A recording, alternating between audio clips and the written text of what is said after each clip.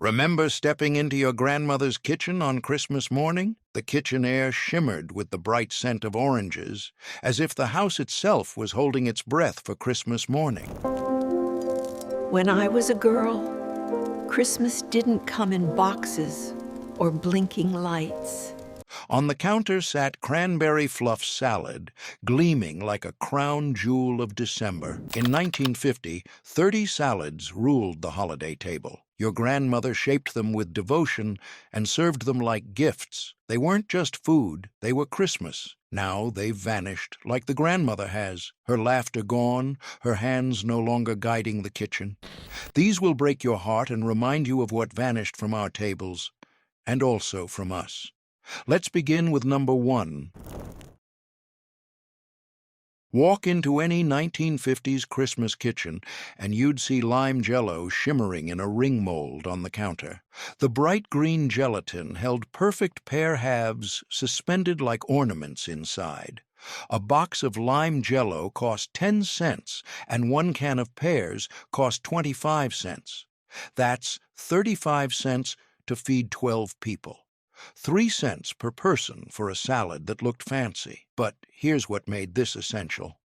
The green and gold colors meant Christmas without saying a word. Grandmother would unmold it onto lettuce leaves, and that bright color told everyone the holidays were here. The sweet pears made kids actually eat their salad. Every Thanksgiving table had turkey, and every Christmas table had this cranberry mold sitting next to the ham. The dark red gelatin sparkled with bits of orange peel, and whole cranberries floating inside like rubies. Fresh cranberries cost 15 cents per pound, 1 orange cost 5 cents, and sugar cost another dime. 30 cents made enough relish for 10 people. The tart cranberries and sweet orange made your mouth wake up.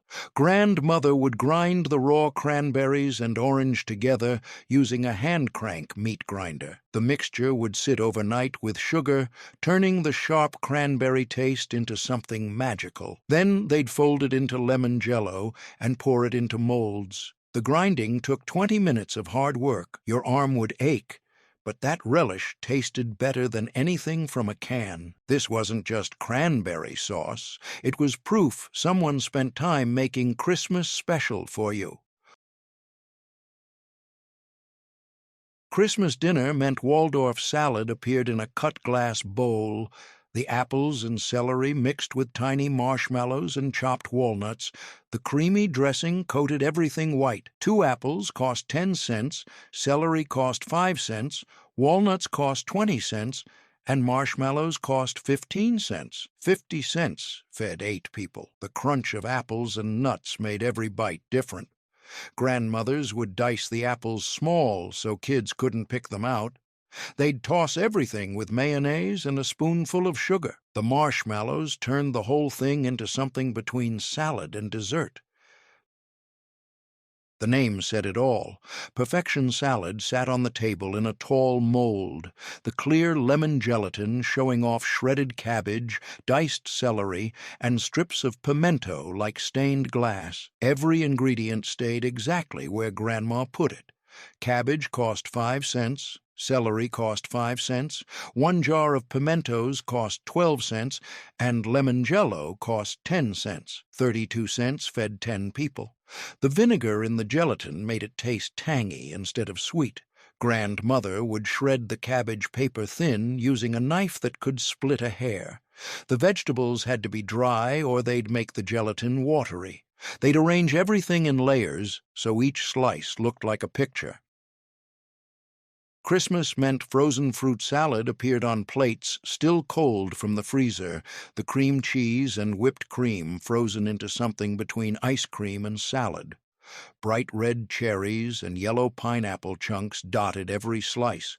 1 can of fruit cocktail cost 20 cents. Cream cheese cost 15 cents, and heavy cream cost 20 cents. 55 cents made 12 servings. The frozen cream stayed cold even while dinner got warm. Grandmothers would drain the fruit completely, then fold it into sweetened cream cheese and whipped cream. They'd pour it into a loaf pan and freeze it overnight. The next day, they'd slice it like bread and serve it on lettuce leaves. The freezing had to happen slowly, too fast, and ice crystals made it grainy instead of smooth. This wasn't just fruit salad. Rehook 5 salads down. You're seeing something. Bright colors, sweet flavors, and fancy shapes from simple ingredients. These weren't just food, they were Christmas made visible on the plate. Grandmothers knew that holidays needed color and sweetness when winter made everything cold and gray outside. The name told you everything. This slaw had to sit in the refrigerator for a full day before it tasted right.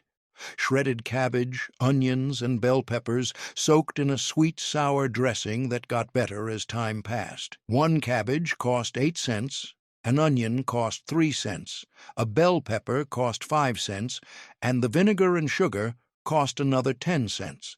26 cents fed 12 people. The longer it sat, the better it tasted. Grandmother would layer the vegetables in a big bowl, pour boiling dressing over the top, and cover it tight. 24 hours later, the cabbage would be tender and tangy. The onions would lose their sharp bite. You couldn't rush this salad, serve it too soon, and the cabbage stayed tough and the flavors didn't blend. This wasn't just coleslaw. It was patience turned into food, and it taught you that good things come to those who wait. Christmas tables in the South always had cherry Coke salad, the dark red gelatin made with actual Coca-Cola and cherry pie filling. It tasted like dessert but sat with the vegetables. 1 bottle of Coke cost 5 cents, cherry jello cost 10 cents, and a can of cherry pie filling cost 30 cents. 45 cents fed 10 people. The Coke made the gelatin fizzy and light. Grandmothers would heat the Coke until it was almost boiling, then stir in the jello and cherry filling. The mixture would set up in the refrigerator overnight. Sometimes they'd add chopped pecans for crunch. The Coke had to be flat before you added it, or the gelatin wouldn't set right. Stir it while it heated to let the bubbles escape. This wasn't just jello. It was proof that even soda pop could become something fancy if you knew the trick. Every church potluck had someone's carrot and raisin salad sitting in a Tupperware bowl. The bright orange carrots mixed with dark raisins and creamy dressing made it look like fall and taste like Christmas. Carrots cost 5 cents per pound, raisins cost 20 cents per box, and mayonnaise cost 15 cents. 40 cents fed 8 people. The raisins plumped up in the dressing and turned sweet and soft. Grandmother would grate the carrots by hand using a box grater. The raisins would soak in warm water for 10 minutes to soften them. Then everything got tossed with mayonnaise and a spoonful of sugar. The grating made your knuckles sore, but hand-grated carrots tasted better than the pre-shredded kind from the store. This wasn't just raw vegetables. It was proof that simple ingredients could taste special if you put in the work to make them right.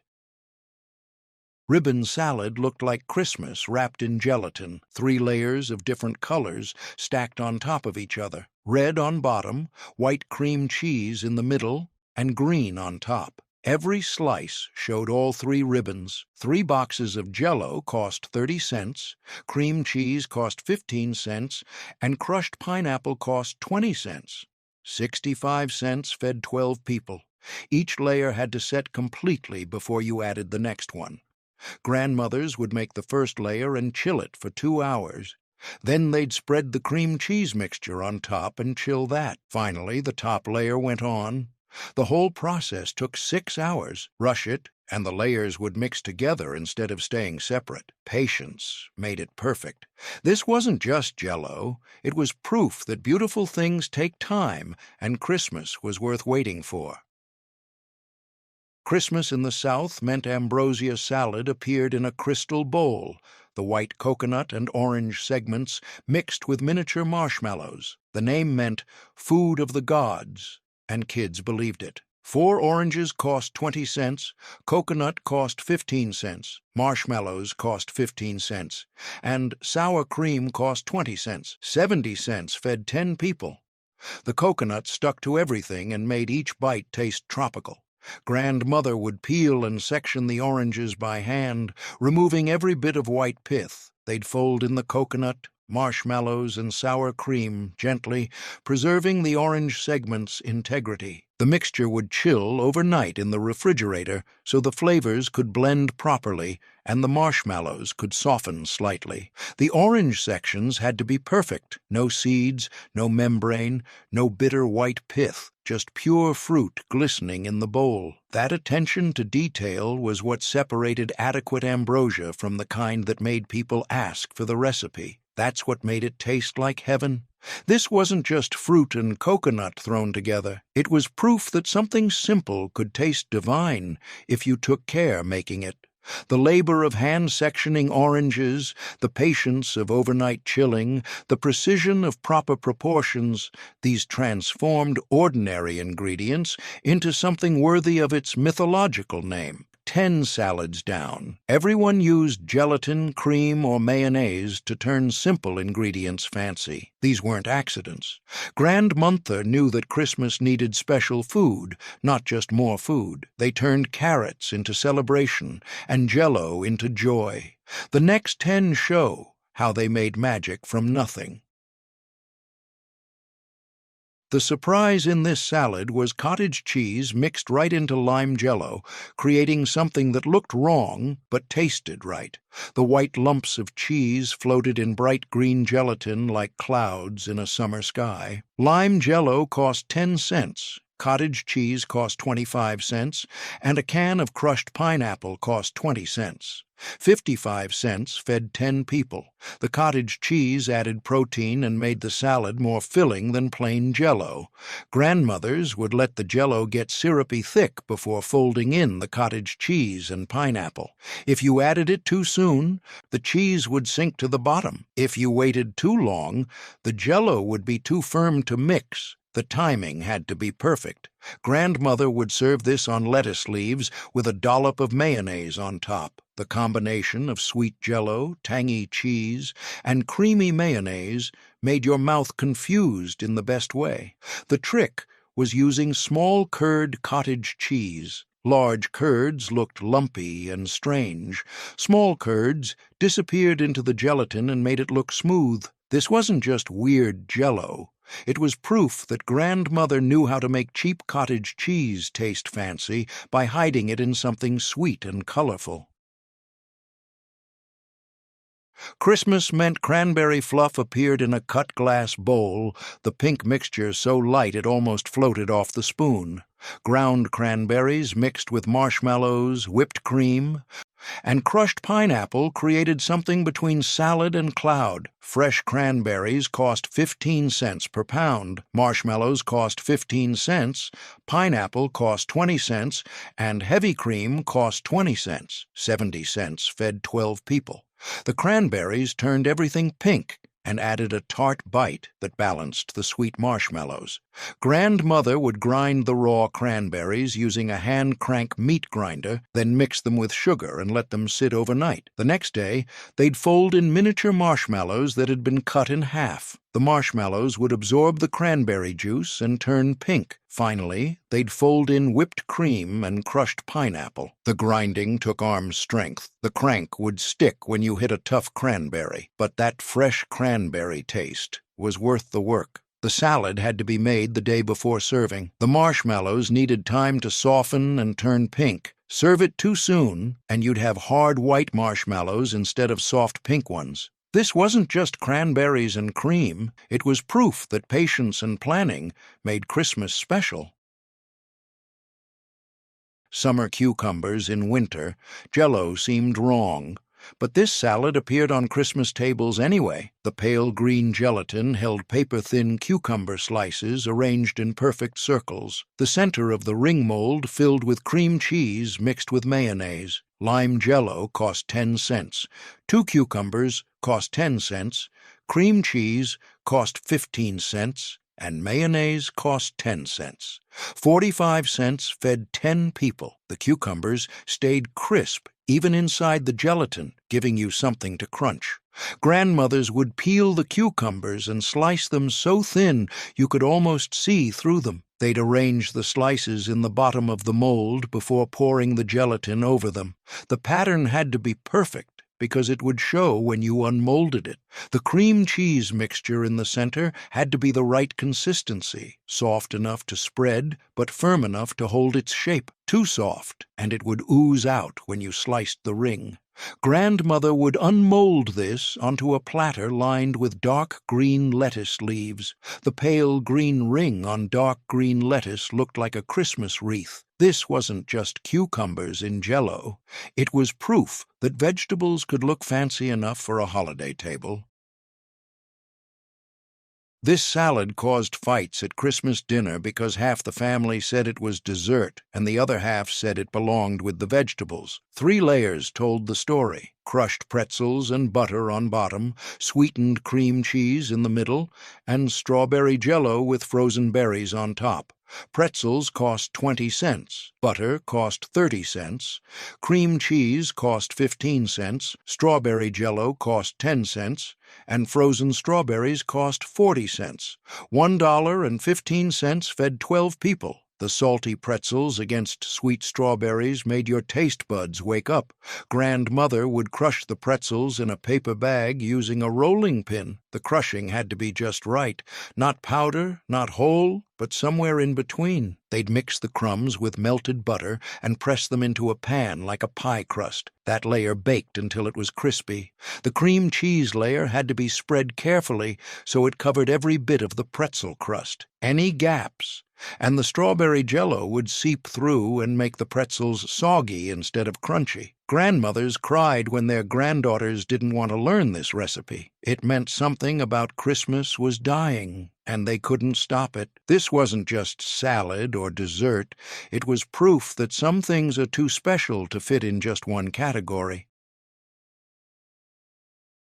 Every church potluck had someone's pea salad sitting in a Pyrex bowl.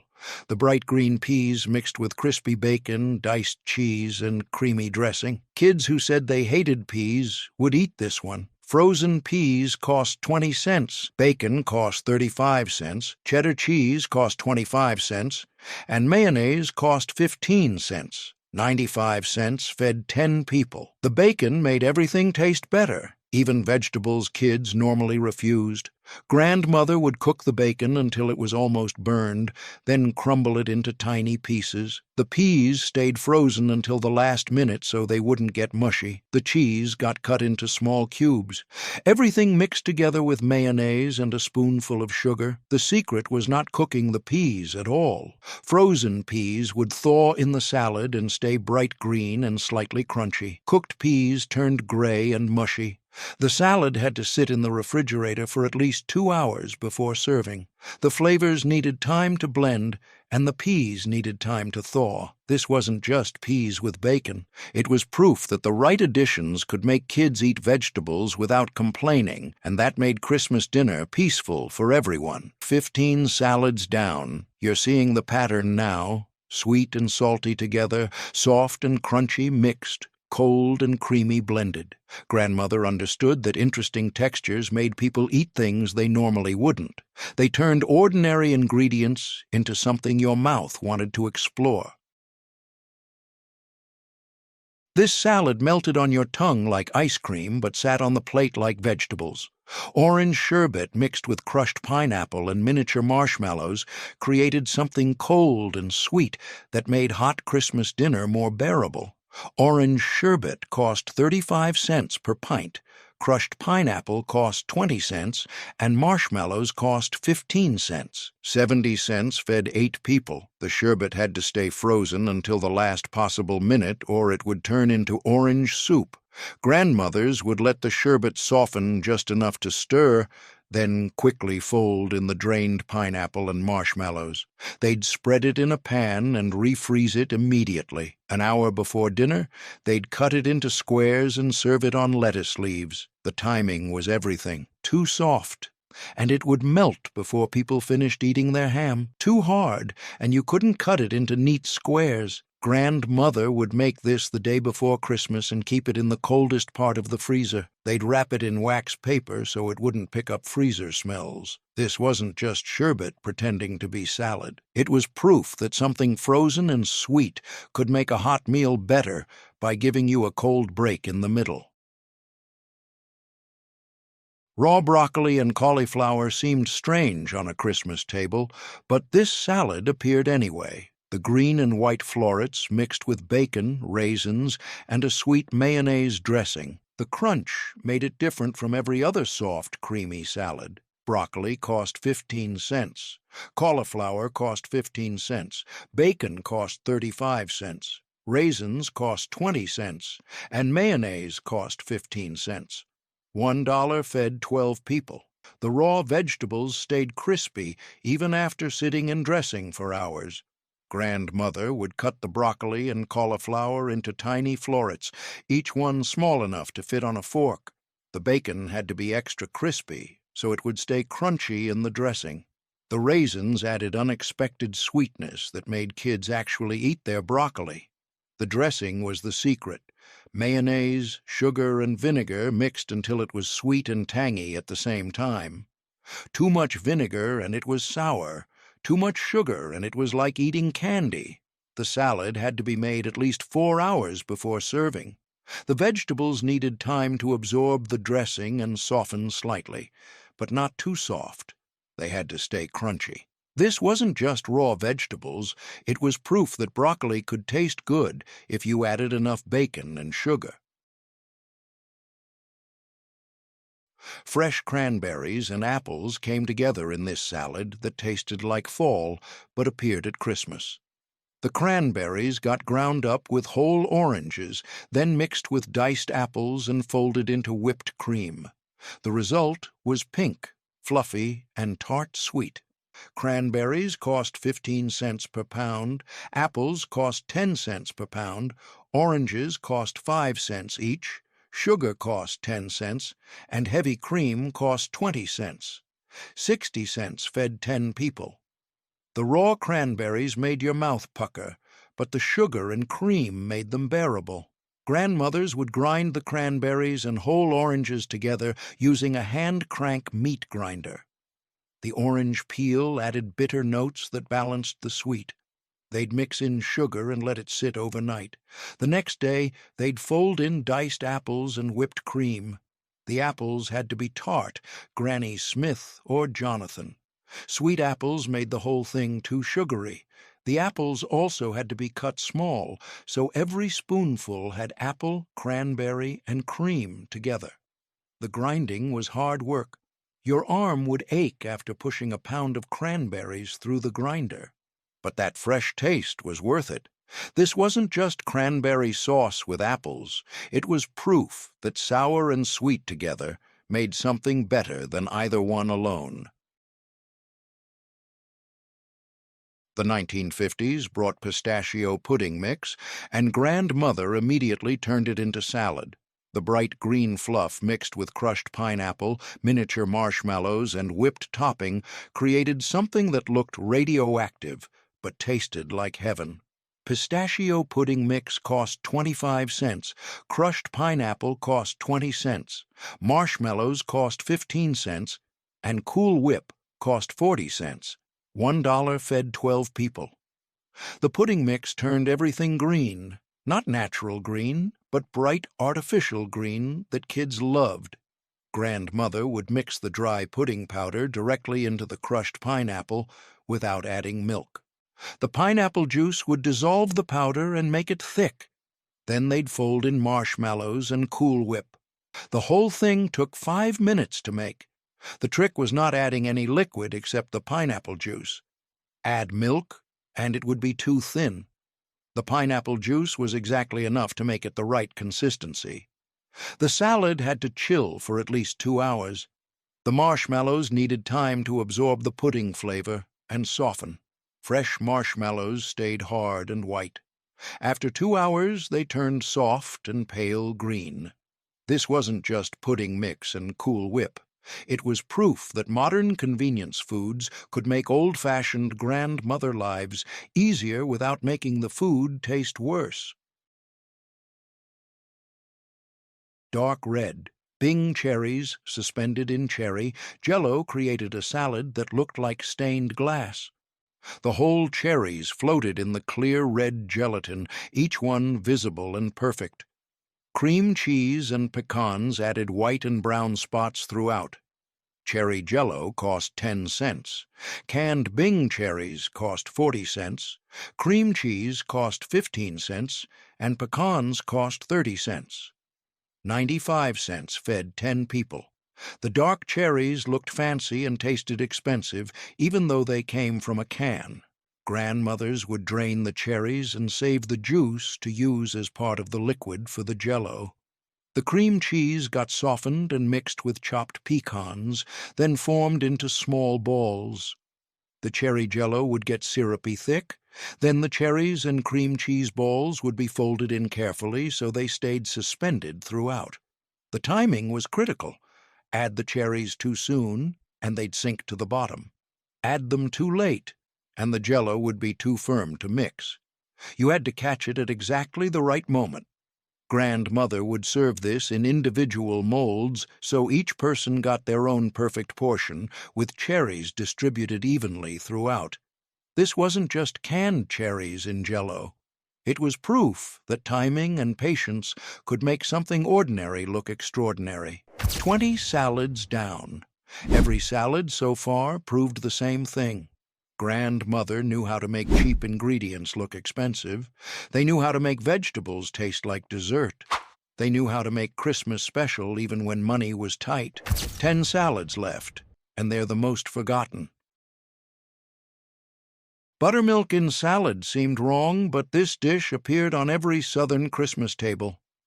The tangy buttermilk mixed with crushed pineapple and strawberry jello created something pink, fluffy, and impossible to describe.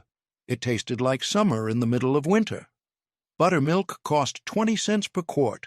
Strawberry jello cost 10 cents, crushed pineapple cost 20 cents, and Cool Whip cost 40 cents. 90 cents fed 12 people.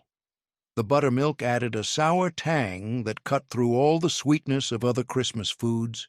Grandmother would heat the crushed pineapple with its juice until it was almost boiling, then stir in the strawberry jello powder until it dissolved completely. They'd let it cool slightly, then stir in cold buttermilk.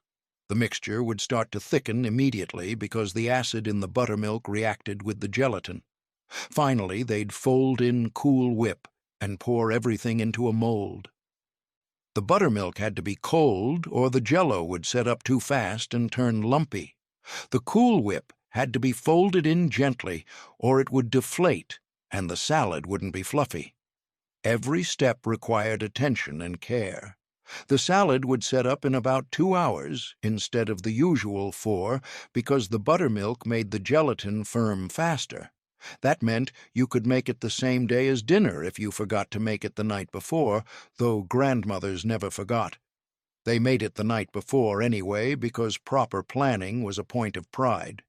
Grandmothers would unmold it onto a platter and surround it with fresh strawberries if they could find them in winter. The bright pink salad against red berries and green lettuce looked like Christmas itself. The presentation mattered as much as the taste, because food that looked beautiful showed you cared about the people eating it. The taste was hard to explain to people who'd never had it. Sweet, sour, creamy, and tangy all at once. Your mouth didn't know what to think, but it wanted more. The pineapple provided tropical sweetness. The strawberry jello contributed fruity flavor and vibrant color. The buttermilk delivered sour complexity that prevented the dish from being cloying. The Cool Whip added cloud-like texture that made each bite feel light despite the richness. Children who claimed to hate buttermilk would eat 3 servings of this salad without realizing what they were consuming. Adults who thought jello salads were silly would quietly return for seconds.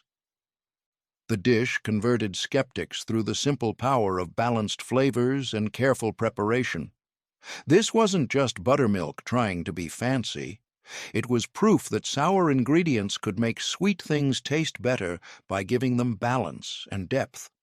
It demonstrated that unexpected combinations could create something greater than the sum of their parts when someone took the time to understand how ingredients work together.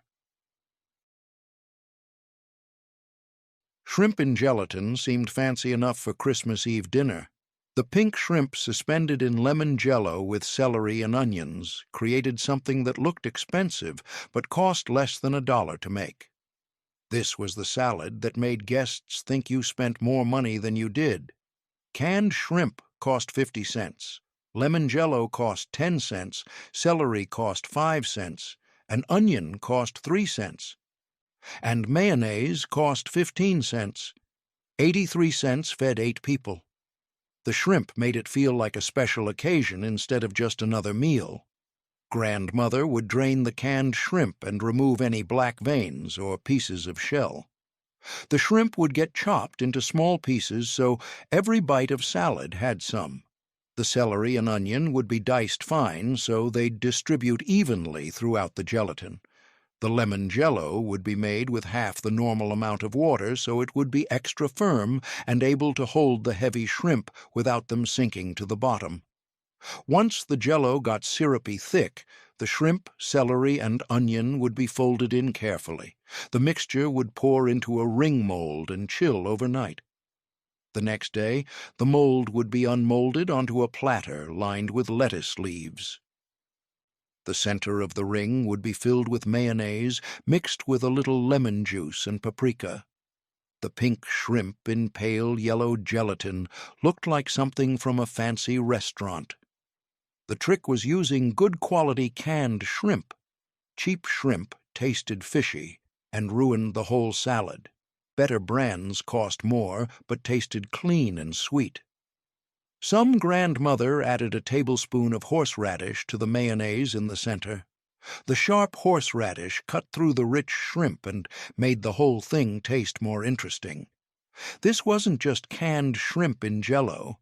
It was proof that even cheap ingredients could look and taste expensive if you presented them right. The name told you the recipe: 1 cup each of 5 ingredients mixed together. Pineapple chunks, mandarin oranges, coconut, sour cream, and miniature marshmallows created something simple that tasted complex. Every church lady made it slightly different, but the basic formula stayed the same. Canned pineapple chunks cost 20 cents, mandarin oranges cost 25 cents, coconut cost 15 cents, sour cream cost 20 cents, and marshmallows cost 15 cents. 95 cents fed 10 people. The simplicity meant even young girls could make it and feel proud. Grandmothers would drain the pineapple and oranges completely, saving the juice for something else. Wet fruit would make the salad watery and thin. The coconut had to be sweetened, not unsweetened, or it would taste wrong. Everything would get folded together gently so the orange segments wouldn't break apart. The salad had to sit in the refrigerator for at least 4 hours, but overnight was better. The marshmallows would absorb moisture from the fruit and sour cream and become soft and slightly sticky. They'd also pick up the orange and pineapple flavors. Fresh marshmallows tasted like nothing. After sitting overnight, they tasted like tropical fruit. Some grandmother added a cup of chopped pecans to make it 6-cup salad. Others added maraschino cherries for color. A few added a spoonful of sugar if their family liked things extra sweet. The basic recipe was just a starting point. The beauty of 5-cup salad was that you couldn't really mess it up. As long as you had 1 cup of each ingredient, it would taste right. That made it perfect for teaching young girls how to cook. They could measure, mix, and feel successful. Grandmother would bring this to potlucks in their nicest serving bowl because the salad itself wasn't fancy enough to impress. The bowl had to do the work of making it look special. This wasn't just 5 things mixed together. It was proof that simple formulas could create something greater than the sum of their parts. Tomato aspic scared people who'd never tried it. Tomato juice turned into gelatin seemed wrong. Vegetables shouldn't jiggle. But this salad appeared on Christmas tables anyway, the dark red gelatin molded into fancy shapes and served with mayonnaise on top. Once you tried it, you understood. Tomato juice cost 15 cents per can, lemon jello cost 10 cents, celery cost 5 cents, an onion cost 3 cents, and horseradish cost 10 cents. 43 cents fed 8 people. The savory gelatin tasted like cold tomato soup that you could slice. Grandmother would heat the tomato juice until it was almost boiling, then stir in lemon jello and a spoonful of horseradish. The horseradish added a sharp bite that woke up your taste buds. Finely diced celery and onion would go in next, distributed evenly throughout the mixture.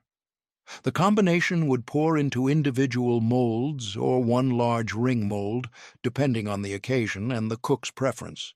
The aspic had to be very cold and very firm before you tried to unmold it.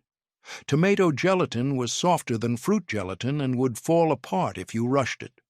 Some grandmother would put the molds in the coldest part of the refrigerator for a full day to make sure they were solid enough to hold their shape when turned out onto serving plates. The serving was important.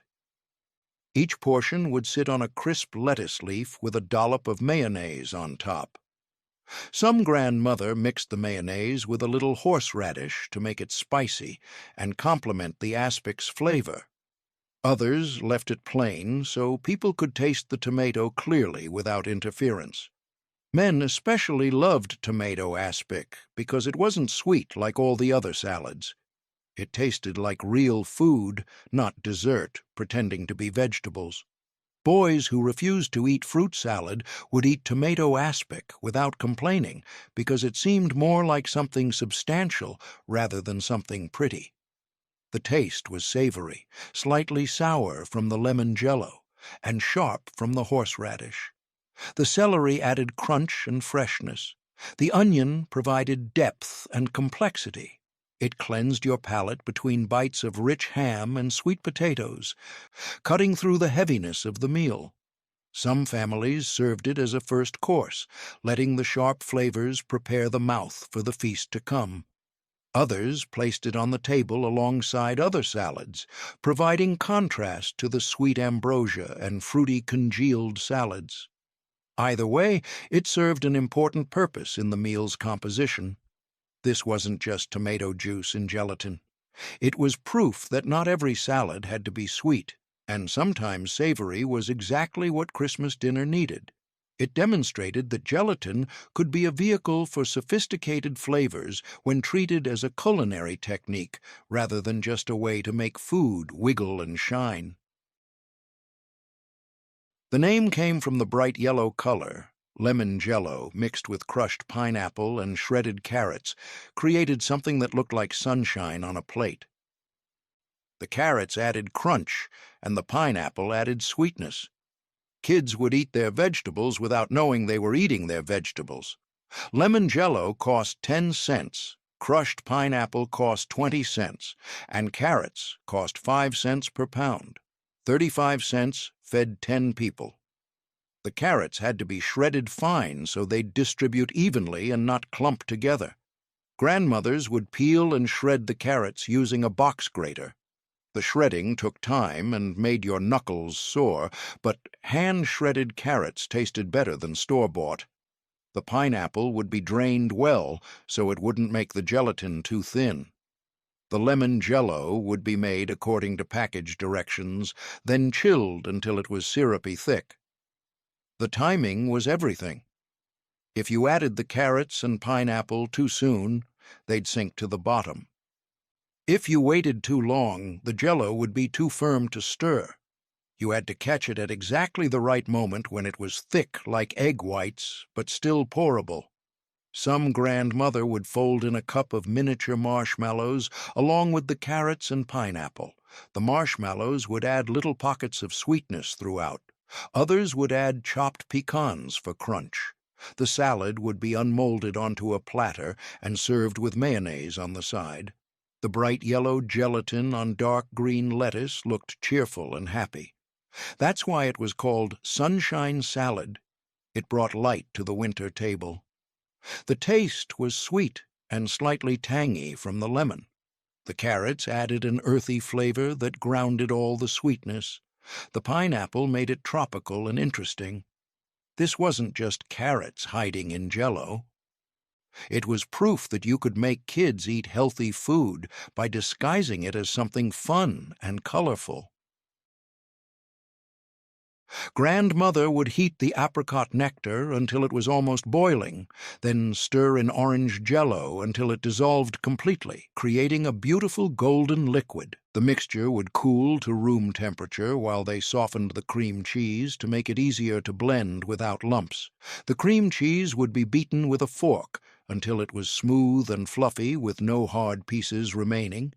Then the cooled apricot mixture would be stirred in gradually so the cream cheese wouldn't curdle from temperature shock or separate into grainy bits. The crushed pineapple would be drained completely, pressed in a strainer to remove every drop of juice that might make the salad too thin. It would be folded in last, distributed evenly throughout the creamy mixture.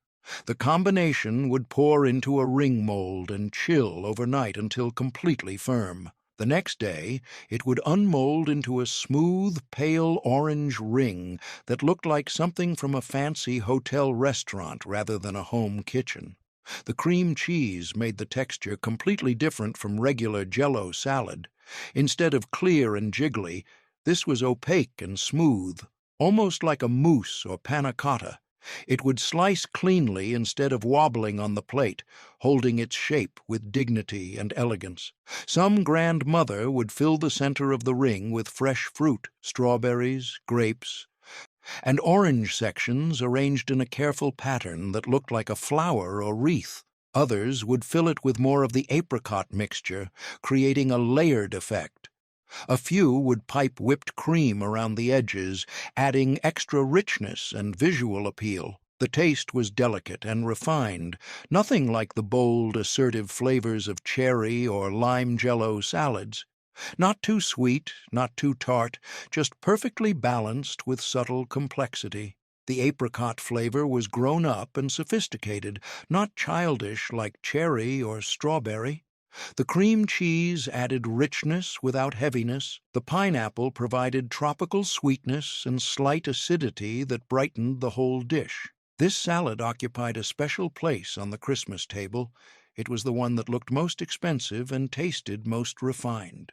Guests would ask for the recipe, assuming it required special skills or hard-to-find ingredients. Grandmother would smile and share the recipe, knowing that the secret wasn't complexity, but simply choosing quality ingredients and treating them with care.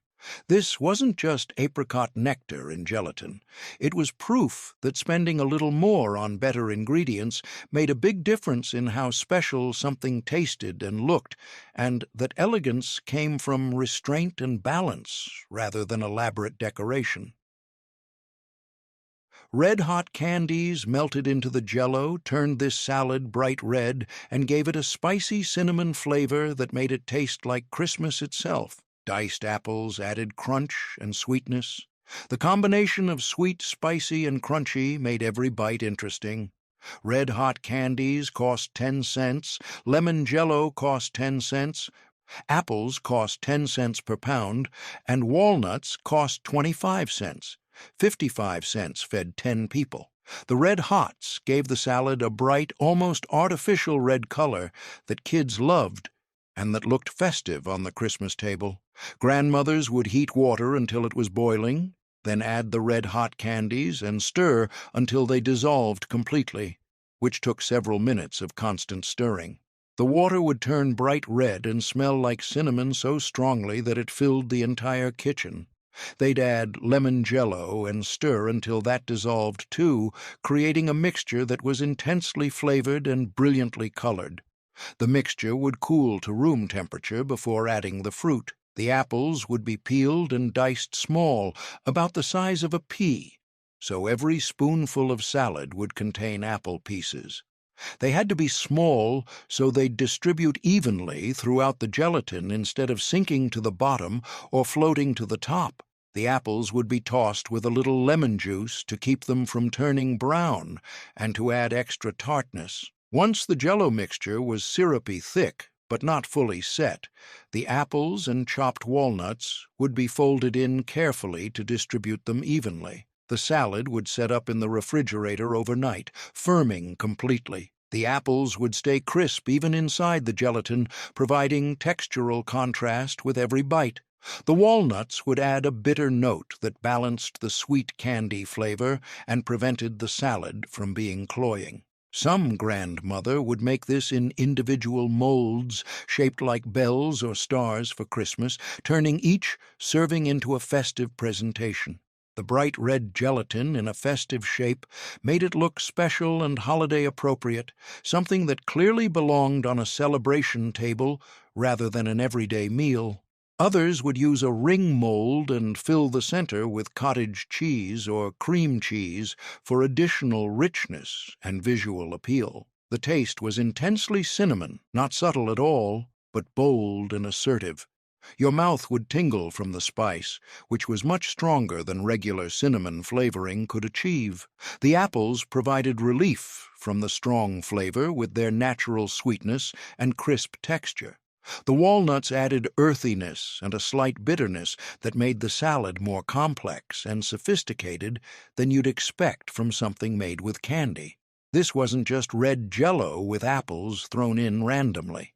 It was proof that candy could become something more sophisticated when you used it as a flavoring instead of eating it straight from the bag. It demonstrated that ingredients typically associated with children could be transformed into something adults appreciated when combined thoughtfully. Macaroni salad appeared at every summer picnic, but the Christmas version added peas, diced ham, and hard-boiled eggs to make it more substantial. The creamy dressing coated every piece of macaroni, and the peas added pops of green color throughout. This was the salad that filled you up. Macaroni cost 15 cents per box. Frozen peas cost 20 cents. Ham cost 30 cents. Eggs cost 5 cents each, and mayonnaise cost 15 cents. $1 fed 12 people. The macaroni made it hearty enough to be almost a meal by itself. Grandmother would cook the macaroni until it was just tender, then drain it and rinse it with cold water to stop the cooking and prevent it from becoming mushy. The peas would stay frozen until the last minute so they wouldn't get mushy or lose their bright green color.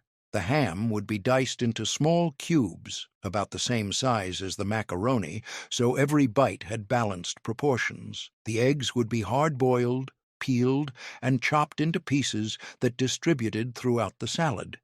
The dressing was the key to making this salad memorable. Mayonnaise mixed with a little mustard, sugar, and vinegar in precise proportions. The mustard added a sharp flavor that cut through the richness of the mayonnaise and prevented the salad from being bland. The sugar balanced the vinegar's sourness and rounded out the flavors. The mixture would be stirred together until it was smooth and creamy, with no lumps of mayonnaise remaining. Everything would get mixed together in a big bowl and chilled for at least 2 hours before serving.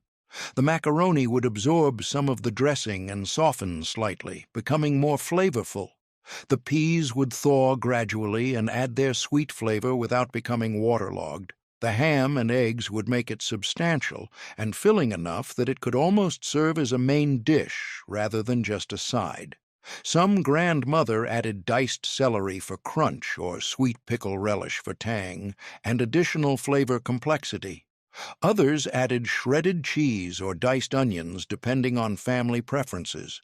The basic recipe was flexible and could be adjusted based on what you had in the refrigerator or what your family particularly enjoyed. The taste was creamy, slightly tangy from the vinegar and mustard, and satisfying in a way that lighter salads weren't. The ham provided salty, savory notes. The eggs added richness and protein. The peas contributed sweetness and freshness. This was the salad that men would actually eat seconds of because it tasted like real food, not just vegetables trying to be fancy or dessert pretending to be salad. This wasn't just macaroni with mayonnaise thrown together carelessly. It was proof that salad could be filling and satisfying, not just a side dish you had to eat before you got to the good stuff. It demonstrated that with the right ingredients and proportions, even simple pasta could become something people looked forward to eating. This salad was almost too rich to be called salad. It was more like cheesecake pretending to be vegetables. Lemon jello mixed with cream cheese, crushed pineapple, and whipped cream created something smooth, creamy, and luxurious. This was the salad you served when you wanted people to remember your dinner. Lemon jello cost 10 cents, cream cheese cost 15 cents, crushed pineapple cost 20 cents, heavy cream cost 20 cents, and sugar cost 5 cents. 70 cents fed 10 people. The cream cheese made it rich enough that small portions were plenty. Grandmothers would heat the crushed pineapple with its juice until it was almost boiling, then stir in lemon jello until it dissolved completely. The mixture would cool to room temperature while they softened the cream cheese to make it easier to blend. The cream cheese would be beaten with sugar until it was smooth and fluffy, with no lumps remaining. The cooled pineapple mixture would be stirred into the cream cheese gradually so it wouldn't curdle from temperature shock. The mixture would chill until it was syrupy thick, about the consistency of honey. Meanwhile, the heavy cream would be whipped until it formed stiff peaks that held their shape. Once the jello mixture was thick enough, the whipped cream would be folded in gently with a rubber spatula so it wouldn't deflate and lose its airiness. The mixture would pour into a mold and chill overnight until completely set. The next day, it would unmold into something that looked more like dessert than salad. The texture was smooth and creamy, almost like mousse or panna cotta. It would slice cleanly and hold its shape on the plate without collapsing or weeping liquid. The taste was rich and tangy from the cream cheese and lemon. The pineapple added sweetness and tropical flavor that brightened the richness. The whipped cream made it light despite being so rich, creating a texture that dissolved on your tongue. Some grandmother would garnish it with fresh lemon slices or mint leaves to make it look even fancier and add color contrast. Others would serve it with a raspberry sauce drizzled on top, the tart berries cutting through the richness. A few would pipe additional whipped cream around the base, turning it into an elaborate centerpiece. This salad occupied a unique position on the Christmas table, too rich to eat much of, but so delicious that everyone wanted at least a small serving. Children would ask if they could have it for dessert instead of with dinner. Adults would debate whether it counted as a salad at all or was really a dessert in disguise. This wasn't just cream cheese in jello. It was proof that the line between salad and dessert was blurry, and sometimes the best dishes lived in that in-between space where categories didn't matter, and only flavor and texture counted. The name made people nervous, but this salad was one of the most beloved Christmas dishes in the South. Crushed pineapple, mandarin oranges, coconut, pecans, and miniature marshmallows mixed with sour cream created something that looked like sawdust, but tasted like heaven. The texture was the whole point. Every bite had something different to chew. Crushed pineapple cost 20 cents, mandarin oranges cost 25 cents, coconut cost 15 cents, pecans cost 30 cents, marshmallows cost 15 cents, and sour cream cost 20 cents.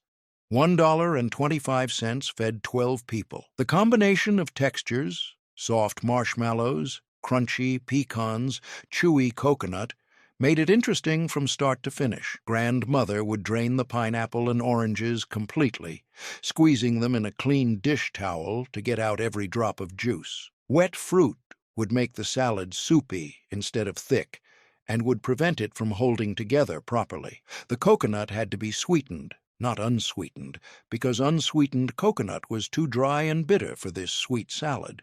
The pecans would be chopped into small pieces so they'd distribute evenly throughout instead of sinking to the bottom. Everything would get mixed together with sour cream and a spoonful of sugar in a large bowl, stirring gently to avoid breaking up the orange segments. The mixture would chill overnight so the flavors could blend and the marshmallows could soften. Fresh marshmallows stayed hard and white and tasted like pure sugar. After sitting overnight in the sour cream, they'd become soft and pillowy and take on the flavors of the fruit surrounding them. The salad would be served in a cut glass bowl so you could see all the different colors and textures through the sides. The orange from the mandarin oranges, white from the coconut and marshmallows, brown from the pecans. It looked like a sunset mixed with sawdust, which is exactly how it got its unusual name. The taste was sweet, tangy, crunchy, and chewy all at once. Your mouth stayed busy trying to experience all the different textures with each bite. The pineapple provided tropical sweetness and acidity. The oranges added bright citrus flavor. The coconut contributed chewiness and subtle sweetness. The pecans delivered crunch and nutty richness. The marshmallows offered soft pillows of sweetness. The sour cream tied everything together with tangy creaminess. That's what made it special. It wasn't boring or one-note. Every spoonful was an adventure in texture and flavor. Children loved it because it seemed like dessert disguised as salad. Adults appreciated it because the sour cream prevented it from being too sweet, despite all the sugar in the other ingredients. Everyone came back for seconds because the textural variety kept it interesting. This wasn't just fruit and coconut mixed together randomly. It was proof that the best dishes engaged all your senses and kept you interested from the first bite to the last. It was proof that Grandmother understood that food should be fun, not just fuel, and that eating should be an experience worth remembering. If you made it through all 30 salads, you understand that Grandmother weren't just making side dishes. They were creating Christmas itself on the plate. They were turning 10-cent boxes of jello into celebration. They were making cheap ingredients look expensive through careful arrangement and patient preparation. They were proving that you didn't need money to make holidays special. You just needed time, care, and knowledge passed down through generations of women who understood that presentation communicated love as clearly as any words could. These salads represented more than food on a festive table. They represented a time when people made things instead of buying them, when the act of creation was itself a gift to those who would eat what you prepared. When presentation mattered, not because of Instagram, but because beautiful food showed respect for your guests and honored the occasion. When taking time to arrange pear halves in a perfect circle or unmold aspic without breaking, it meant you cared enough to do things right, even when nobody was watching the process. The knowledge required to make these salads perfectly wasn't written in cookbooks completely. You had to know that gelatin sets differently depending on what you add to it. You had to understand that acid makes it firm faster, while sugar makes it softer. You had to learn through experience how cold ingredients needed to be and how gently you had to fold in whipped cream. You had to develop the judgment that told you when aspic was ready to unmold and when it needed another hour in the coldest part of the refrigerator. They were teaching patience, attention to detail, and the satisfaction of creating something beautiful from ordinary ingredients through your own skill and effort. Their legacy lives on in the few families who still make these recipes every Christmas, refusing to let convenience replace tradition. In the grandmother, who refused to let them die, who still bring jello salads to potlucks, even though younger people sometimes laugh at them. In the grandmothers who teach their granddaughters how to fold whipped cream into jello without deflating it, passing down techniques that have value beyond the specific recipes. In the families who understand that some traditions matter not because they're fashionable, but because they connect us to people who came before and values that shouldn't be forgotten. That celebration is created through labor that communicates love more clearly than any expensive gift possibly could. These women understood something our culture has largely forgotten, that the process of making something beautiful is itself valuable, that taking time to do things properly honors both the occasion and the people you're serving, and that skills requiring practice and patience are worth preserving even when faster alternatives exist. Their jello salads were never just about the food. They were about demonstrating through action that people gathered around your table mattered enough to deserve your best effort, your careful attention, and your willingness to spend hours creating something that would be consumed in minutes but remembered for years. Subscribe for more forgotten recipes from America's past. Next video covers 30 Depression-era desserts nobody makes anymore. From their kitchens to yours, don't let them forget what our grandmothers knew how to make.